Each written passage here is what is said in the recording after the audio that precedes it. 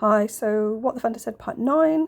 So from the 14th century book of Lismore, 3 lifetimes of the yew for the world from its beginning to end, and that possibly also links to Iona or St. Columba in the Isle of Skye. Skye relevant because it links to Newt.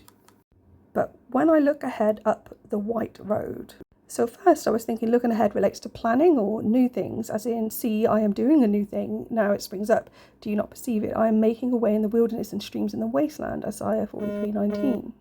And then I was thinking, I wonder if the White Road is like white powder ash or the Philosopher's Stone, and or then White Lion, where road is rue in French, so that's the lion in hieroglyphs. So there were several pubs named after the White Lion.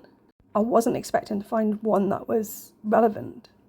But there was a White Lion pub in Park Street, Plymouth, Old Town, but that closed in the 1870s. But there was another White Lion in Stonehouse, Clarence Place, opposite the Royal Naval Hospital, which closed in 1995. The White Lion, the website tells me, is a heraldic reference to Edward IV, the Hours of March, the Duke of Norfolk. So then I went on a dive. Edward IV's claim to the throne was through his grandmother, Anne Mortimer, who was a descendant of Lionel of Antwerp. We all remember him, right? The first Duke of Clarence.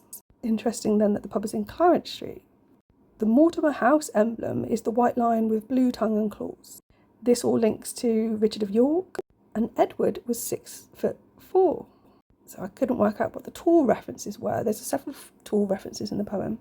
Then we have, there is always another one walking beside you. So it's kind of a repetition, but does this link to the Parhelion phenomenon, which I learned about today, so I can sound really clever, which was seen before the battle at Mortimer's Cross, linking to the White Lion, where ice crystals refract and it looks like 3 suns rather than 1.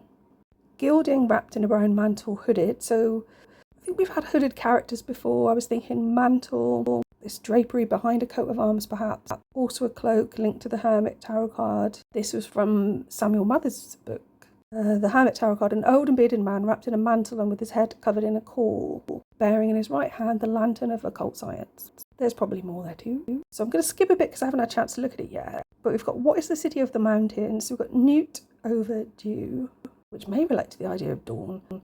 Mountain pyramid. Pyramid is like Mer, as in Mary even.